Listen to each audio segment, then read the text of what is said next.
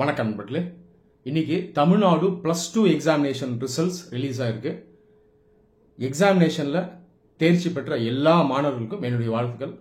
ஒருவேளை நீங்க தேர்ச்சி பெறலனா கூட கவலைப்பட வேணாம், மறுபடியும் முயற்சி பண்ணுங்க, எக்ஸாமினேஷனை கிளியர் பண்ணுங்க. எக்ஸாமினேஷன் மட்டும் நம்முடைய வாழ்க்கை கிடையாது. ஒருவேளை நீங்க செலக்ட் ஆயிட்டீங்க, அதாவது பாஸ் ஆயிட்டீங்க, ஆனா எதிர்பார்த்த அளவுக்கு மார்க் வரல அப்படினாலும் பிரச்சனை இல்லை, எஃபர்ட் போட்டீங்க, யூ ஹவ் டன் ஜஸ்டிஸ். ஆனாலும் மார்க் அதிகம் எதிர்பார்த்தேன், 90% 95% எதிர்பார்த்தேன், வரல, குறைவாக தான் வந்திருக்குனாலும் பரவாயில்ல, தாழ்வு மனப்பான்மை வேண்டாம். மதிப்பெண் மட்டும் உங்களுடைய வாழ்க்கையை டிசைட் பண்ணாது, சரியா? உங்களுடைய அறிவு, சிந்தனை, உங்களுடைய நோக்கம், ஃபியூச்சர்ல நாட்டுக்கு நீங்க எப்படி கான்ட்ரிபியூட் பண்ண போறீங்க, இது எல்லாம் தான் நீங்க யார் அப்படின்றத டிசைட் பண்ணும். அதனால மதிப்பெண்ணை மட்டும் வச்சு நீங்க பயப்பட வேண்டாம். இந்த வீடியோல +2 எக்ஸாமினேஷன் கிளியர் பண்ணி காலேஜ் சேர போற மாணவர்கள் ஐஏஎஸ் எக்ஸாமினேஷனுக்கு எப்படி ப்ரிப்பேர் பண்ணணும், இதுதான் நம்ம டீட்டெயில்டா டிஸ்கஸ் பண்ண போறோம். முதல்ல +2 முடிச்சதுக்கு அப்புறம் நாம காலேஜ்ல கோர்ஸை எப்படி சூஸ் பண்றது, இதை நான் எக்ஸ்பிளைன் பண்றேன். ரெண்டாவது, ஐஏஎஸ் எக்ஸாமினேஷனுக்கு எப்படி ப்ரிப்பேர் பண்றது, இதையும் எக்ஸ்பிளைன் பண்றேன். முதல்ல கோர்ஸை எப்படி சூஸ் பண்றது, இதை நம்ம பார்த்துடலாம். ஐஏஎஸ் எக்ஸாமினேஷன் ப்ரிப்பேர் பண்ணணும் அப்படின்னு சின்ன வயசுலேயே நிறைய பேருக்கு ஆசை இருக்கும், ஆம்பிஷன் இருக்கும். ஆனால் அன்ஃபார்ச்சுனேட்டா நிறைய பேருக்கு பார்த்தீங்கன்னா நிறைய மிஸ்கன்செப்ஷன்ஸ் இருக்கு, நிறைய மித்ஸ், இதை நம்புறவங்க இருக்காங்க. நிறைய பேர் என்ன நினைக்கிறாங்கன்னா, ஐஏஎஸ் எக்ஸாமினேஷன் நம்ம ப்ரிப்பேர் பண்ணணும்னு நினைச்சோம்னா அது ஏற்றது மாதிரியே காலேஜ் சேரும்போது ஐஏஎஸ் எக்ஸாமினேஷன் சிலபஸ்ல இருக்கக்கூடிய ஒரு பாடத்தை வச்சு நம்ம கோர்ஸை செலக்ட் பண்ணணும் அப்படின்னு நினைப்பாங்க. மெயினா இந்த ஆப்ஷனல் பாடம் இருக்கு பாருங்க, அந்த சப்ஜெக்டையே நம்ம காலேஜில் கோர்ஸா எடுத்துக்கணும் அப்படின்ற ஒரு எண்ணம் நிறைய பேருக்கு இருக்கு. மெயினா அது பார்த்தீங்கன்னா நார்த் இந்தியாவில் இந்த நம்பிக்கை ரொம்ப ஸ்ட்ராங்கா இருக்கும். சரி, இந்த மாதிரி எடுக்கலாமா அப்படின்னு கேட்டீங்கன்னா இது சரியான முறை கிடையாது. காரணம் ஏன் அப்படிங்கறத நான் சொல்றேன். ஐஏஎஸ் எக்ஸாமினேஷனுக்கு ஒரு மாணவர் இறங்குறாரு, எக்ஸாமினேஷனை கரெக்டா புரிஞ்சுக்கிட்டாரு, டிகிரி முடிச்சதுக்கு அப்புறம் தான் அவர் படிக்க ஆரம்பிக்கிறாரு அப்படின்னு ஹைபாத்தட்டிக்கலா வச்சுட்டீங்கன்னா கூட நீங்க ஃபர்ஸ்ட் அட்டம்ப்ட்ல செலக்ட் ஆனோம் அப்படின்னு நம்ம வச்சுப்போமே, ரஃபா ஒரு 1.25 வருடம் நம்ம படிக்கணும், இன்டென்ஸா படிக்கணும், ஒரு நாளைக்கு 8 மணி நேரம் படிக்கணும், அப்ராக்சிமேட்டா சொல்றேன். இந்த 1.25 வருடம் ப்ரிலிம்ஸ் அண்ட் மெயின்ஸ் கம்பைன்ட், அதாவது 15 months நீங்க எக்ஸாமுக்கு ப்ரிப்பேர் பண்ண போறீங்க. இந்த 15 monthsல ரஃபா ஒரு 10 சப்ஜெக்ட் படிக்க போறீங்க. அப்போ நல்லா யோசிங்க, யூபிஎஸ்சி பெரிய சப்ஜெக்ட் எக்ஸ்பர்ட் எல்லாம் எதிர்பார்க்கல, ஒரு சப்ஜெக்ட்க்கும் தனித்தனியா டிகிரியை முடிச்சுட்டு வான்னு சொல்லல.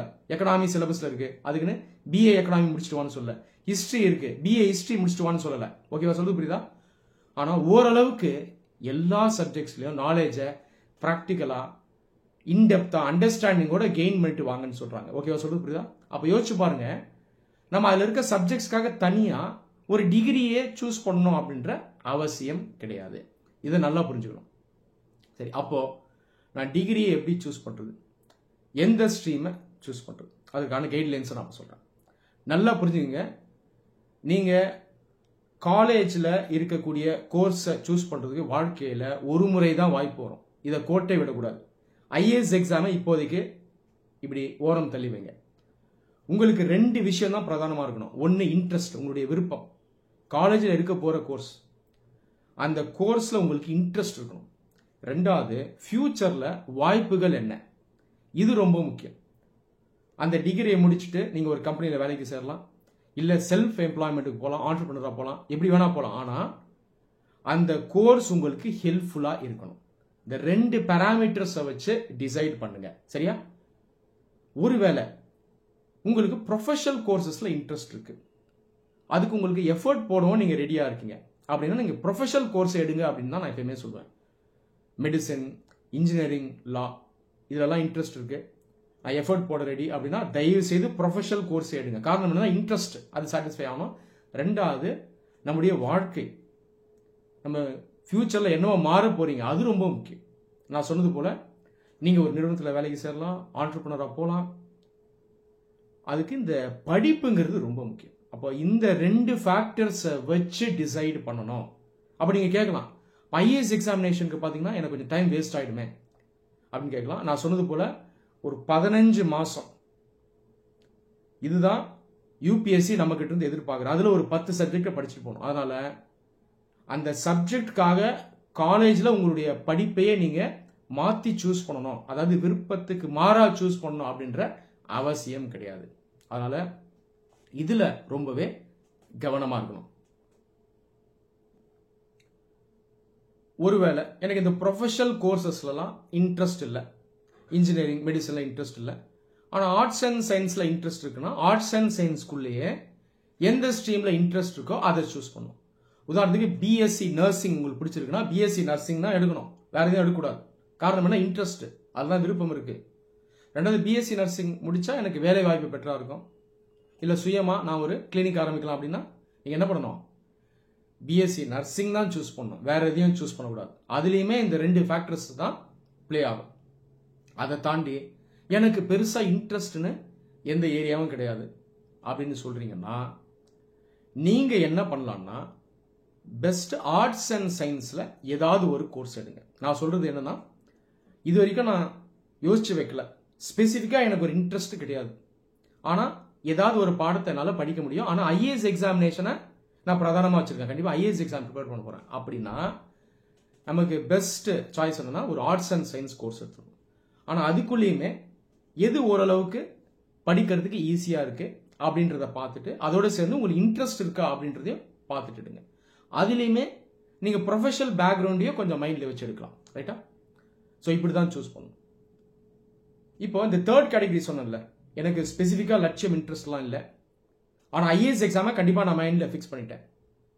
இவங்களுக்கு நான் ஏன் ஆர்ட்ஸ் அண்ட் சயின்ஸ் பேக்ரவுண்ட் சொல்கிறேன்னா, நீங்கள் காலேஜ் போயிட்டு வரக்கூடிய நேரம், அதுக்கு ப்ரிப்பேர் பண்ணக்கூடிய நேரம் இது வந்து மினிமமாக இருக்கும். இப்போ மிச்சம் இருக்கக்கூடிய நேரத்தை நீங்கள் எதுக்கு ஸ்பெண்ட் பண்ணலாம்னா ஐஏஎஸ் எக்ஸாம் ப்ரிப்பரேஷனுக்கு ஸ்பெண்ட் பண்ணலாம். ஸோ கோர்ஸை எப்படி சூஸ் பண்ணுறதுக்கான கைட்லைன்ஸை நான் சொல்லிட்டேன், கரெக்டாக சூஸ் பண்ணுங்க. அடுத்தது ஆப்ஷனல் பாடத்துக்காக நான் என்னுடைய படிப்பையே மாற்றி எடுக்கலாமா? இந்த தவறை பண்ணிடாதீங்க. இந்த தவறை நிறைய பேர் பண்றீங்க, பண்ணக்கூடாது.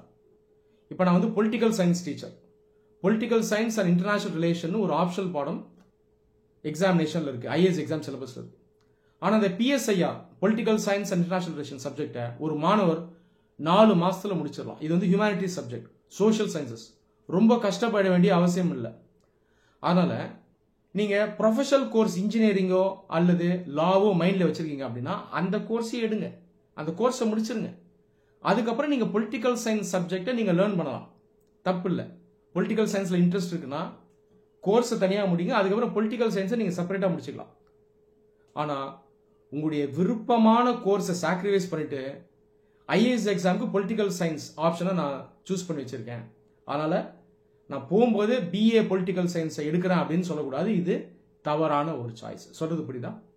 அதே நேரத்தில் உங்களுக்கு ஒரு கோர்ஸ்ல இன்ட்ரெஸ்ட் இருக்கு, அதுல நீங்க சேர்ந்துடணும். நான் ஏற்கனவே சொல்லிட்டேன், உதாரணத்துக்கு லா இன்ட்ரெஸ்ட் இருக்குன்னா லா சேரணும், மெடிசன் இன்ட்ரெஸ்டா மெடிசன் தான் சேரணும். அந்த கோர்ஸ் சேர்ந்ததுக்கு அப்புறம் ஒருவேளை நீங்க அந்த காலேஜ்ல 4 வருஷம் 4 வருஷம் 5 வருஷம் ரொம்ப நல்லா படிச்சு அந்த கோர்ஸ்ல எக்ஸல் பண்றீங்க, எக்ஸ்ட்ராடனரியா இருக்கீங்கன்னா அந்த கோர்ஸ் அப்படியே ஐஏஎஸ் எக்ஸாம் ஆப்ஷனல் பாடமா சூஸ் பண்ணலாம். அவங்களுக்கு சொல்றது புரியுதா? உதாரணத்துக்கு பிஇ எலக்ட்ரானிக்ஸ் உங்களுக்கு இன்ட்ரெஸ்ட் இருக்கு, எஃபர்ட் போட ரெடினா காலேஜ்ல பிஇ எலக்ட்ரானிக்ஸ் தான் எடுக்கணும். எடுத்துட்டு நல்லா படிக்கணும். நீங்க நல்லா படிக்கிறீங்க, அந்த சப்ஜெக்ட்ல ரொம்ப ஸ்ட்ராங்கா இருக்கீங்கன்னா அதுக்கப்புறம் அந்த அந்த இன்ஜினியரிங் பாடம் இருக்கு இல்லையா, அதையே நீங்க என்ன பண்ணலாம்னா ஐஏஎஸ் எக்ஸாம் ஆப்ஷனலா சூஸ் பண்ணலாம், ரைட்டா? அதை கரெக்டா தேர்வு பண்ணுங்க. ஸோ இப்போ ஒரு பெட்டர் கிளாரிட்டி வந்திருக்கும் நான் நம்புறேன். சரி, அடுத்தது ப்ரிப்பரேஷனுக்கு போயிடலாம். இந்த ப்ரிப்பரேஷன்ல பார்த்தீங்கன்னா நிறைய மித்து இருக்கு. இன்ஜினியரிங் முடிச்சவங்க தான் செலக்ட் ஆகுறாங்க, மெடிசின் முடிச்சவங்க தான் செலக்ட் ஆகுறாங்க, ஸ்கூல்ல மார்க் அதிகம் எடுத்தவங்க தான் செலக்ட் ஆகுறாங்க, இப்படிலாம் நிறைய பேர் சொல்லுவாங்க. இதெல்லாம் உண்மை கிடையாது. மார்க் அதிகம் எடுத்தவங்க அல்லது இன்ஜினியரிங் முடிச்சவங்க அல்லது மெடிசின் முடிச்சவங்க அதிக நம்பர்ஸ்ல செலக்ட் ஆகலாம்.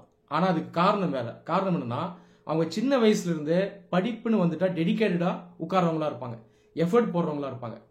அது இல்லாமல் மெடிசன் இன்ஜினியரிங் பேக்ரவுண்ட் ஸ்டூடெண்ட்ஸ் பார்த்தீங்கன்னா அந்த காலேஜ் படிக்கும்போது அந்த படிப்பே ப்ரொஃபஷனலாக இருக்கும், ரேஷனலாக இருக்கும், ப்ராக்டிக்கலாக இருக்கும். தேவையில்லாத வேலைகளை செய்ய மாட்டாங்க, தேவையானதை பக்காவாக பண்ணுவாங்க. இந்த ப்ராசஸ் அப்படியே ஐஏஎஸ் எக்ஸாமுக்கு அவங்க எடுத்துட்டு வந்துருவாங்க. அதனால இவங்க செலக்ட் ஆகுறது பார்த்தீங்கன்னா அதிகமாக இருக்கு. இதுதான் உண்மை, ரைட்டா? ஆனால் இந்த இன்ஜினியரிங், மெடிசின் இதெல்லாம் படிக்கக்கூடிய மாணவர்கள் பார்த்தீங்கன்னா ஒரு சில விஷயங்களை அடிஷ்னலாக லேர்ன் பண்ணுவாங்க. இது அவங்களுக்கு ஒரு அட்வான்டேஜாக இருக்கும். இது உண்மைதான். ஆனால் இந்த அட்வான்டேஜ் உங்களுக்கு இல்லைனா கூட அந்த அட்வான்டேஜை அதுக்கப்புறம் நீங்கள் பில்ட் பண்ணிக்கலாம். ரைட்? ஸோ ப்ரிப்பரேஷனை நம்ம இப்படி தான் பார்க்கணும். இது வந்து ஒரு லெவல் பிளேயிங் ஃபீல்டு. வருடம் ஆயிரக்கணக்கான ஐஐடிஎன்ஸ் ப்ரிலிம்ஸ்லேயே ஃபெயில் ஆகிறாங்க. இதை யாரும் டிஸ்கஸ் பண்ணுறது இல்லை. ரைட்டா? ஆனால் நம்ம எப்படி பார்க்குறோம்? ஒரு பக்கத்தை மட்டும் பார்க்குறோம். ஐஐடிஎன்ஸ் தான் அதிகம் செலக்ட் ஆகிறாங்க அப்படின்னு பார்க்குறோம். நான் சொன்னது போல் ஐஐடியில் முடித்தவங்க சின்ன வயசுலேருந்து எஃபர்ட் அதிகம் போகிறவங்களா இருப்பாங்க. சிஸ்டமேட்டிக்காக ப்ராக்டிக்கலாக படிக்கிறவங்களா இருப்பாங்க. அதனால அவங்களுடைய செலெக்ஷன் அதிகமாக இருக்கும். அதே நேரத்தில் ஐஐடியில் முடிச்சு சரியாக படிக்கலன்னா அவங்க வந்து ப்ரிலிம்ஸ்லேயே ஃபெயில் ஆயிடுவாங்க. இதையும் நம்ம பார்க்கணும். அப்போது நீங்கள் ரொம்ப ப்ராக்டிக்கலாக இருக்கணும். ரெண்டாவது விஷயம், நிறைய பேர் பண்ணுற தப்பு, அவசரப்படுவாங்க. சின்ன வயசுலேயே 17 இயர்ஸ் 18 இயர்ஸில் ஸ்கூல் முடிச்சு காலேஜில் சேருவார். ஐஏஎஸ் ஆயிடணும் அவசரப்படுவாங்க. தயவுசெய்து இந்த தப்பு பண்ணாதீங்க. பேரண்ட்ஸ் எல்லாருக்கும் நான் அட்வைஸ் பண்ணுறது தான், உங்களோட குழந்தைங்களை அவசரப்படுத்தாதீங்க. ரைட்டா? இப்போ உங்கள் பிள்ளை காலேஜில் சேர்றாருன்னா 3 வருஷம் 4 வருஷம் அந்த கோர்ஸை பொறுமையாக படிக்க விடுங்க. அந்த ப்ரீதிங் ஸ்பேஸை கொடுங்க. ஆனால் இந்த கோர்ஸ் முடிக்கும் பொழுது நமக்கு நேரம் இருக்குது அப்படின்னா நீங்கள் ஐஏஎஸ் எக்ஸாமினேஷனுக்கான ப்ரிப்பரேஷனை ஆரம்பிக்கலாம். இது எப்படி ஆரம்பிக்கணும் இப்போ நான் சொல்கிறேன். உதாரணத்துக்கு நீங்கள் ஆர்ட்ஸ் அண்ட் சயின்ஸை சூஸ் பண்ணுறீங்கன்னு வைங்க. ஃபார் எக்ஸாம்பிள் பிஎஸ்சி மேத்தமேட்டிக்ஸை சூஸ் பண்ணிட்டீங்க. 3 வருஷம் பிஎஸ்சி மேத்தமேட்டிக்ஸை நீங்கள் காலேஜில் படிக்க போகிறீங்க. நீங்கள் என்ன பண்ணலான்னா காலேஜ் சேர்ந்த உடனே நீங்கள் ஐஏஎஸ் எக்ஸாமினேஷன் ப்ரிப்பரேஷனை ஸ்டார்ட் பண்ணலாம். ஆனால் அவசரப்படக்கூடாது, ஸ்ட்ரெஸ் ஆகக்கூடாது. எக்ஸாமினேஷனுடைய நேச்சரை புரிஞ்சுக்கணும். எக்ஸாமினேஷனுடைய நேச்சர் எப்படி புரிஞ்சுக்கிறது? ஃப்ரெண்ட்ஸ் கிட்ட கேட்கவா, யூடியூப் போவா, இந்த வேலைகளை செய்யக்கூடாது. போகலாம், ஆனால் தேவையான விஷயத்தை மட்டும்தான் எடுக்கணும். தேவையான விஷயம் எதுன்னு எனக்கு எப்படி தெரியும்? முதல்ல நான் யூபிஎஸ்சி கொடுக்கக்கூடிய நோட்டிஃபிகேஷன் எடுத்து படித்து பார்க்கணும்.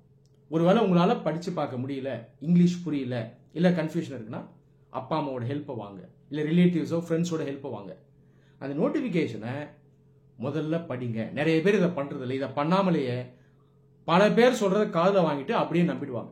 இந்த தப்பை செய்யக்கூடாது. நோட்டிஃபிகேஷனை படிங்க. எக்ஸாமினேஷனுடைய பேட்டர்ன் என்ன, அவங்க எதிர்பார்க்குற குவாலிஃபிகேஷன் என்ன, சிலபஸ் என்ன, அதை பாருங்கள். ரொம்ப மண்டை உடச்சிக்க வேண்டாம். ஒரு பேசிக் ஐடியா கிடைச்சா போதும். நோட்டிஃபிகேஷன் தெளிவாக சொல்லும், ஒரு டிகிரி போதும்னு சொல்லும். இவ்வளோ மார்க்குன்னு சொல்லவே இல்லை யூபிஎஸ்சி. ஆனால் நம்ம தான் இதை யோசிச்சு பயந்துகிட்டு இருப்போம். அப்போ ஏதாவது ஒரு டிகிரி இருந்தால் போதும். அது நோட்டிஃபிகேஷனில் சொல்லப்பட்டிருக்கு. அதுக்கப்புறம் சிலபஸ்க்கு வாங்க, ரஃபாக பாருங்கள், ஒரு ஓவர்வியூவாக பாருங்கள், என்னென்ன பாடங்கள் இருக்குன்னு பாருங்கள். அதை பார்க்கும்போது நீங்கள் ஈஸியாக ஐடென்டிஃபை பண்ணலாம். ஹிஸ்ட்ரி இருக்கும், ஜியாகிரஃபி இருக்கும், பாலிட்டின்னு ஒன்று இருக்கும். பாலிட்டியா இந்த வார்த்தை நான் கேள்விப்பட்டது இல்லைன்னா ஒன்றும் இல்லை, அதை மட்டும் கூகுள் சர்ச் பண்ணி பாருங்கள், இல்லை டிக்ஷனரியில் பாருங்கள், நமக்கு ஒரு மீனிங் கிடைக்கும். ஓ, பாலிட்டி ஒரு சமூகம் அரசியல் ரீதியாக கட்டமைக்கப்படுறது தான் பாலிட்டி. ஓகே, இப்படின்னு அண்டர்ஸ்டாண்ட் பண்ணால் போதும். அடுத்தது இன்டர்நேஷனல் ரிலேஷன், அடுத்தது சயின்ஸ். அப்போது என்னென்ன சப்ஜெக்டை படிக்க சொல்கிறாங்கன்றது பேசிக்காக புரிஞ்சிடும். மெயின்ஸ் எக்ஸாம் அதையும் யூபிஎஸ்சி சொல்லும். மனப்பாடம் பண்ணிட்டு வராத இன்டெப்த் அண்டர்ஸ்டாண்டிங்கோட வாங்க யூபிஎஸ்சியே சொல்லும். அதை படித்து பார்த்தா அது உங்களுக்கு தெரிஞ்சது. இப்போ நோட்டிஃபிகேஷனை படிங்க, முடிஞ்ச வரைக்கும் படிங்க. இதை எல்லாரும் பண்ணிருக்கணும். அதுக்கப்புறம் ப்ரிப்பரேஷன் ஆகுது. நீங்கள் மைண்டை செட் பண்ணணும். 3 வருஷம் ஆர்ட்ஸ் அண்ட் சயின்ஸ் இந்த டிகிரி முடிக்க போகிறேன். அந்த 3 வருஷம் இதுலேயே நான் கொஞ்சம் கொஞ்சமாக ஐஏஎஸ் எக்ஸாமினேஷனுக்கான ப்ரிப்பரேஷனை பண்ணுவேன். பொறுமையாக பண்ணுவேன், அவசரப்பட மாட்டேன். நேச்சர் ஆஃப் எக்ஸாமினேஷனை புரிஞ்சு ப்ரிப்பேர் பண்ணுவேன் அப்படின்னு சொல்லிட்டு கரெக்டாக ப்ரிப்பேர் பண்ணி ஃபஸ்ட்டு அட்டம்ப்ட்லேயே டிகிரியை முடித்து ஃபஸ்ட் அட்டம்ப்ட்லேயே நான் செலக்ட் ஆகும் அப்படின்னு உங்களுக்கு நீங்களே சொல்லிட்டு அதே நேரத்தில் ப்ராக்டிக்கலாக இருந்து ப்ரிப்பரேஷன் ஆகும். இப்போ 17 இயர்ஸில் நீங்கள் ஸ்கூல் முடிக்கிறீங்கன்னா 20 இயர்ஸில் டிகிரி முடிச்சிருங்க. அதுக்கப்புறம் ஃபர்தராக 1 இயர் இருக்கும் உங்களுக்கு. ஏன்னா 21 வயசுல தான் அட்டம் கொடுக்க முடியும். அப்போ இந்த அளவுக்கு நம்ம கால அவகாசம் இருக்குது. பொறுமையாக ப்ரிப்பேர் பண்ணுவோம், கரெக்டாக ப்ரிப்பேர் பண்ணுவோம், ஃபஸ்ட் அட்டம்ப்டில் செலக்ட் ஆகணும்னு உங்களுக்கு நீங்களே சொல்லிட்டு நீங்கள் அந்த ப்ரிப்பரேஷன் ஆரம்பிக்கலாம். சரி, எப்படி ப்ரிப்பேர் பண்ணுறது? நான் ஒரு ப்ளூ பிரிண்ட் தரேன். இதை அப்படியே ரிஜிடாக ஃபாலோ பண்ணணும்னு அவசியம் இல்லை. இதை நீங்கள் முடிஞ்ச வரைக்கும் அடியர் பண்ணணும். ஆனால் நான் சொல்கிற சாராம்சத்தை நீங்கள் கண்டிப்பாக ஃபாலோ பண்ணணும், எசன்ஸாக ஃபாலோ பண்ணணும். சரி, ஆர்ட்ஸ் அண்ட் சயின்ஸ் நீங்கள் சூஸ் பண்ணிட்டீங்க. காலேஜ் போயிட்டு வீட்டுக்கு வந்துட்டு அன்னைக்கு பாடம் அதை முடிக்கிறதுக்கு ஒட்டு மொத்தமாக ஒரு 6 மணி நேரம் ஆகுதுன்னு வைங்க. அதை தாண்டி ஒரு 2 மணி நேரம் நீங்கள் ஐஏஎஸ் எக்ஸாம் ப்ரிப்பரேஷனுக்கு ஒதுக்கலாம். முதல் வருடம் ஒரு நாளைக்கு 2 மணி நேரம் ஒதுக்குங்க போதும். இதே அதிகம். இதை கரெக்டாக பண்ணுறதே ஒரு பெரிய விஷயம். 2 மணி நேரம் 2 மணி நேரத்தை நான் எப்படி யூஸ் பண்ணணும், இது ரொம்ப முக்கியம். எல்லா முக்கியமான ஆக்டிவிட்டீஸையும் இன்டெகிரேட்டடா பண்ணணும், உடைச்சு பண்ணக்கூடாது. ரைட்டா? முக்கியமான ஆக்டிவிட்டீஸ் என்ன? முதல்ல இந்த பாடங்கள் இருக்கு இல்லையா, அதை பேசிக் புக்ஸ்ல இருந்து ஆரம்பிக்கணும். பேசிக் புக் என்ன? NCERT book. ஸோ என்சிஆர்டி புக்ல இருந்து நீங்க படிக்க ஆரம்பிக்கணும். எதை படிக்கிறது? நீங்க நோட்டிபிகேஷன்ல இருக்க அந்த சப்ஜெக்ட்ஸை தான் படிக்கணும். 6th ஸ்டாண்டர்ட் புக்ல இருந்து அப்படியே ஆரம்பிச்சுட்டு வாங்க. எந்த லெசனை படிக்கணும், எந்த பேஜை படிக்கணும், இந்த மாதிரி கேள்விகள் வரும். அதுக்கான பதில் உங்களுக்கே தெரியும். நான் சொல்றதை நீங்க இன்டெகிரேட்டடா பண்ணிக்கணும். அப்போ முதல்ல புக்ல இருந்து ஆரம்பிக்கணும். என்சிஆர்டி புக்ல இருந்து ஆரம்பிங்க, 6th ஸ்டாண்டர்ட்ல இருந்து ஆரம்பிங்க. என்சிஆர்டி புக் இங்கிலீஷ் எனக்கு கொஞ்சம் கஷ்டமா இருக்கு சார், புரியல அப்படின்னா ஒன்றும் பிரச்சனை இல்லை, எஸ்சிஆர்டி புக்ல இருந்து ஆரம்பிக்கலாம், சமச்சீர் புக்ல இருந்து ஆரம்பிங்க. அதுக்கப்புறம் விட்டு போற பாடங்களை அதுக்கப்புறம் 1 வருஷம் கழிச்சோ 2 வருஷம் கழிச்சோ என்சிஆர்டி புக்ல நம்ம கவர் பண்ணி முடிச்சிடலாம். இப்படிதான் ஆரம்பிக்கணும். 1 hour இந்த என்சிஆர்டி அல்லது எஸ்சிஆர்டி புக்ல இருந்து உங்களுடைய ப்ரிப்பரேஷனை ஆரம்பிக்கணும். எப்படி ஆரம்பிக்கிறது? சப்ஜெக்ட் வைஸ் ஆரம்பிங்க. உதாரணத்துக்கு நீங்க ஸ்டார்டிங் ஹிஸ்டரியில இருந்து ஆரம்பிக்கலாம். ஹிஸ்டரி பாடத்தை எடுங்க, 6th ஸ்டாண்டர்ட்ல இருந்து அப்படியே ஸ்லோவா ஸ்டார்ட் பண்ணுங்க, அப்படியே படிச்சுட்டு வாங்க. ஒரு பாடத்தை ஒரு 10 நாள் படிங்க, அதோட ஸ்டாப் பண்ணுங்க. அடுத்த 10 நாள் இன்னொரு பாடத்துக்கு போங்க. 10 நாள் ஹிஸ்டரி படிச்சீங்கன்னா அடுத்த 10 நாள் நீங்க என்ன படிக்கலாம்னா எக்கனாமிக்ஸ் படிக்கலாம். அடுத்த 10 நாள் நீங்க என்ன படிக்கலாம்னா ஜியோகிராஃபி படிக்கலாம். இந்த மாதிரி உடைச்சு படிக்கணும், சைக்கிளா படிக்கணும். அப்பதான் எல்லா சப்ஜெக்ட்ஸ்லயுமே ஒரு பேஸ் போட முடியும், புரிதல் இருக்கும், அந்த அனாலிட்டிக்கல் எபிலிட்டி வரும். ரைட்டா? ஸோ 1 hour மினிமம் படிக்கலாம். 1.5 hour படிச்சீங்கன்னா இன்னும் நல்லது.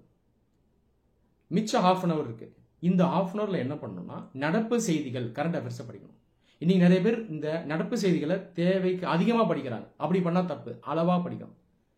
சரி, காலேஜ்ல இருக்கக்கூடிய நீங்க எப்படி படிக்கணும்னா, ஒன்னு நியூஸ் பேப்பர் வாங்கி நீங்க படிக்கலாம். நியூஸ் பேப்பர் இதுல இருந்து நம்ம நாலேஜ் எடுக்கிறது எப்பயுமே பெட்டர். இதுதான் நான் சஜஸ்ட் பண்ணுவேன்.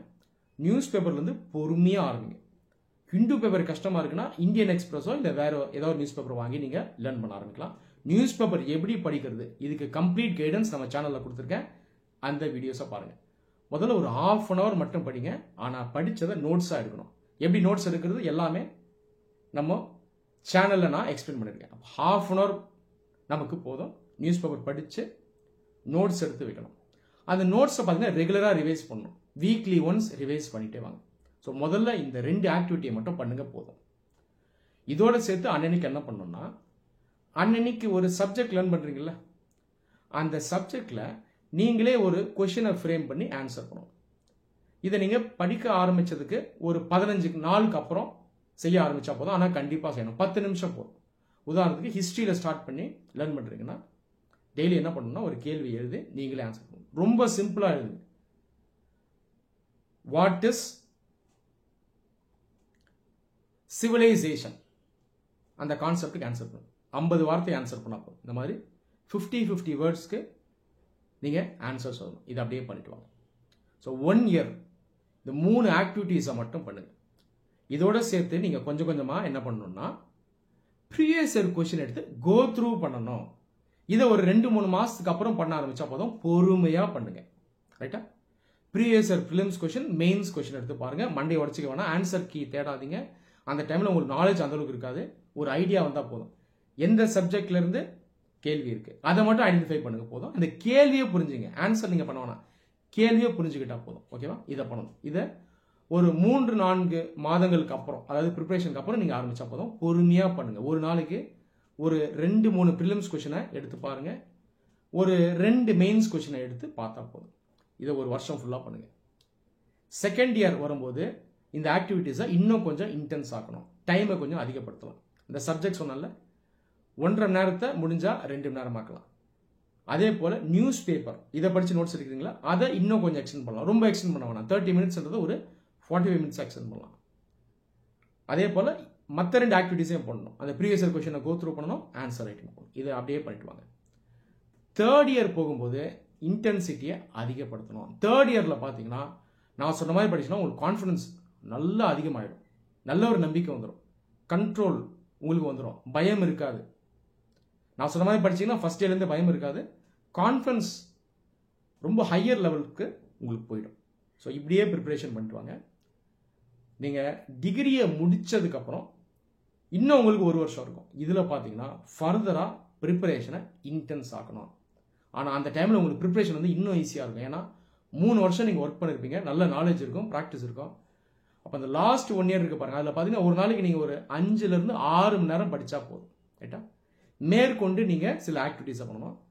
அந்த ஆக்டிவிட்டீஸ் என்ன அப்படிங்கிறத ஃபுல் டைம் ப்ரிப்பரேஷன் பிளானில் சொல்லியிருக்கேன். அதை பாருங்கள். ப்ரிப்பரேஷன் ரெஜிமெண்ட் 2023ன்னு ஒரு வீடியோ இருக்கும், அதை பாருங்கள். 27, 28ல் நீங்கள் அட்டெம்ப்டை பிளான் பண்ணால் கூட அந்த ரெஜிமெண்ட்டை பாருங்கள். இப்போதைக்கு நீங்கள் அந்த கடைசி வருஷத்தை பற்றி யோசிக்க வேணாம். நீங்கள் இந்த 3 வருஷத்தை சக்ஸஸ்ஃபுல்லாக கம்ப்ளீட் பண்ண பாருங்கள். அதுக்கப்புறம் ஆக்சுவலாக என்ன பண்ணுன்றது உங்களுக்கே ஈஸியாக புரிய ஆரம்பிச்சிடும். இந்த 3 வருஷத்தில் நான் சொன்ன மாதிரி படித்தாலே நீங்கள் ஐஏஎஸ் எக்ஸாமினேஷனை மாஸ்டர் பண்ணிடலாம். ப்ரீவியஸ் இயர் கொஷனை எப்போ சால்வ் பண்ணலாம்னா, 3rd இயர் போறீங்கல்ல காலேஜ், அந்த டைமில் ப்ரீவியஸ் இயர் கொஷனை சால்வ் பண்ணாருங்க. பொறுமையாக ஆரம்பிச்சா போதும். ப்ரீவியஸ் இயர் கொஷின் வரும்போது கடந்த ஒரு 10 வருஷம் கொஷின், இதுதான் நமக்கு ஃப்ரேம் ஒர்க். அதுக்கு முன்னாடி போயிடாதீங்க. ரஃபாக ஒரு 2013, 14லேருந்து நம்ம எடுத்துக்கணும். மெயின்ஸ்க்கும் சரி, ப்ரிலிம்ஸ்க்கும் சரி. 3வது வருடம் போகும்போது கொஞ்சம் கொஞ்சமாக ப்ரீவியஸ் இயர் கொஷின்ஸை சால்வ் பண்ணுங்க. கண்ட்ரோலோட சால்வ் பண்ணணும். இன்டெகிரேட்டடாக அந்த ப்ரிப்பரேஷனுக்குள்ளே சால்வ் பண்ணணும். அந்த டைமில் அது உங்களுக்கு ரொம்பவே ஈஸியாக இருக்கும். ஸோ இதுதான் ப்ரிப்பரேஷன் பிளான். இதை ஃபாலோ பண்ணுங்க. உங்கள் மேலே நம்பிக்கை வச்சு ஃபாலோ பண்ணுங்க. மித்ஸை நம்பாதீங்க. எக்ஸாமினேஷனை கரெக்டாக அண்டர்ஸ்டாண்ட் பண்ணுங்க. நான் கொடுத்துருக்க இந்த ப்ரிப்பரேஷனில் உங்களுக்கு ஃபியூச்சரில் தான் டவுட்ஸ் இருக்குன்னா நீங்கள் என்னை காண்டாக்ட் பண்ணலாம். நான் உங்களை ஃபர்தராக கைட் பண்ணுறேன். கரண்ட் அஃபேர்ஸ் பொறுத்த வரைக்கும் எப்பயுமே நியூஸ் பேப்பர்லேருந்து படிக்க ஆரம்பிக்கிறது பெட்டர். எப்பயுமே நான் தான் சஜஸ்ட் பண்ணுவேன். ஒரு சில பேருக்கு அந்த நியூஸ் பேப்பர் படிக்கிறது கஷ்டமாக இருக்கலாம். இது வந்து ஒரு சில பேருக்கு தான் அந்த கஷ்டம் இருக்கும். நீங்கள் முயற்சி பண்ணிவிட்டு அப்புறம் தான் முடிவெடுங்க. எடுத்த உடனே நியூஸ் பேப்பர் வேணாம்னு நட முடியக்கூடாது.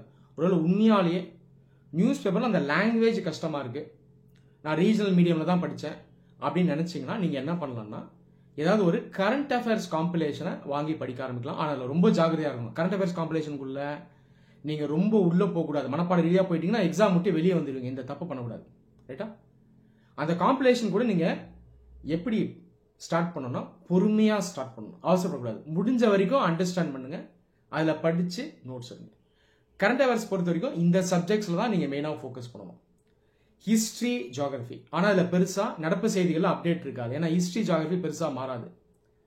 ஆனால் எந்த சப்ஜெக்ட்ஸில் நீங்கள் மெயினாக கரண்ட் அஃபேர்ஸ் படித்து நோட்ஸ் எடுக்கணும்னா, economy, polity, science and technology, environment, international relations, society and social issues, சமூகம் சார்ந்த விவகாரங்கள், women welfare, discrimination against vulnerable section, empowerment of vulnerable section, human rights, empowerment, welfare, இதெல்லாம் சொசைட்டி அண்ட் சோஷியல் இஷ்யூஸில் வரும். இதை நீங்கள் படிக்கணும். அடுத்தது டிஃபென்ஸ் அண்ட் செக்யூரிட்டி. அது இல்லாமல் அக்ரிகல்ச்சரை நீங்கள் செப்பரேட் சப்ஜெக்டாக வச்சிடலாம்.